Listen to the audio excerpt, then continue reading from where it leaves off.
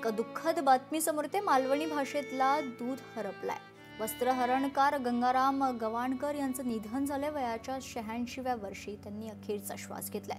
दहिसर येथील स्मशानभूमीत त्यांच्यावर अंत्यसंस्कार होणार आहेत। गंगाराम गवाणकर यांचं पार्थिव अंत्यदर्शनासाठी बोरिवली येथील प्रबोधनकार ठाकरे नाट्यगृहात ठेवण्यात आले। मनीषा चौधरी अंत्यदर्शनासाठी दाखल झाल्यात। मालवणी भाषेला जगाच्या पटलावर आणणारे ज्येष्ठ नाटककार गंगाराम गवाणकर यांचं सोमवारी रात्री वृद्धापकाळानं निधन झालं। वयाच्या 86व्या वर्षी त्यांनी अखेरचा श्वास घेतलाय। त्यांच्या पार्थिवावर आज दहिसर येथील स्मशानभूमीत अंत्यसंस्कार करण्यात येणार।